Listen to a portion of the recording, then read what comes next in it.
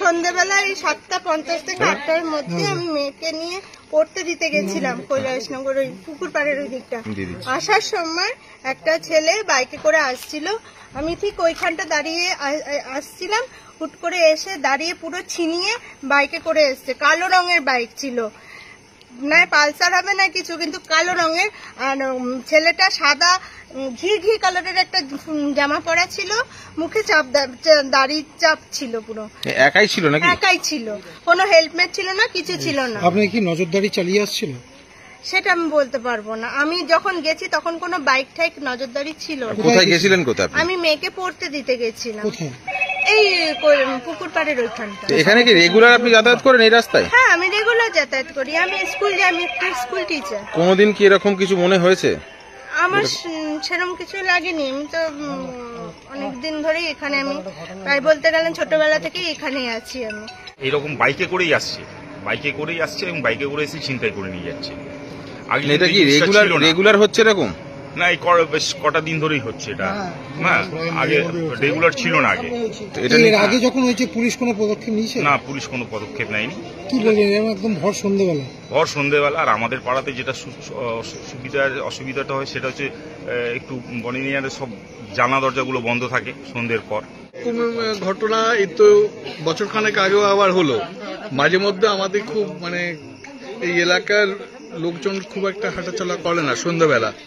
আর এই যারা এইসব মোটরসাইকেল নিয়ে চলাফেরা করে, একটা নির্দিষ্ট এলাকার লোকেরাই এই সমস্ত ছিনতাই করে। স্বাভাবিকভাবে এগুলো বাড়বে, যেভাবে সমস্যা বাড়ছে আর মানুষের অভাব আছে, এসব বাড়ছে, যার জন্য কিছু বলার নেই। যে ভর সন্ধ্যার সময় আমরা মহিলারাও তো যখন তখন বেরোচ্ছি, আমাদের মেয়েরাও বড় হয়েছে, যখন তখন বেরোচ্ছে। আর যার জন্য এরকম মাঝে মাঝে হয় বলে এখন না নিজেকে বেরোতেও ভয় লাগে, বা রাস্তাঘাটে চললে ফোনে কথা বলতে যাই না, যে যদি ফোনটা নিয়ে চলে যায়। এই মাঝে মাঝেই হচ্ছে। মাঝখানে 3-4 মাস আগেও একটা মেয়ে ফোনে কথা বলতে যাচ্ছিল, ওরকম দুটো ছেলে ওরকম বাইকে করে এসে মেয়েটার ফোনটা নিয়ে চলে গেল। সেই মেয়েটা কি চিৎকার করতে করতে তারপরে বেরিয়ে গেল। এরকম আরো হচ্ছে, ফোন নিয়ে চলে যাচ্ছে, এরকম গাড়ি করেই ছেলেটা ঘুরছে। প্রচন্ড ছিনতাই হয় এবং এখানে বাইরে ছেলেদের আড্ডা বসে, এবং এখানে রেগুলার প্রায় আমার বাড়ির বাইরে আলোটা জ্বালিয়ে রাখি মাঝে মাঝে, কিন্তু সবসময় তো আর জ্বালানো সম্ভব হয় না। কোনো সময় থাকি কি, কোনো সময় থাকি না। যদি কোনরকম কোনোদিন প্রতিবাদ করেছেন বা কিছু?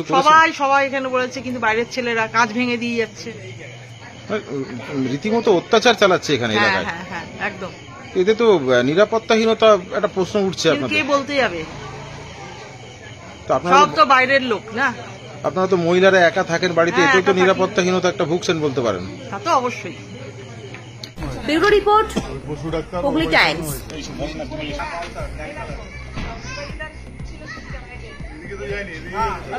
আমার এই ভিডিওটা যদি তোমাদের ভালো লাগে তো ভিডিওতে লাইক কমেন্ট করে দেবে।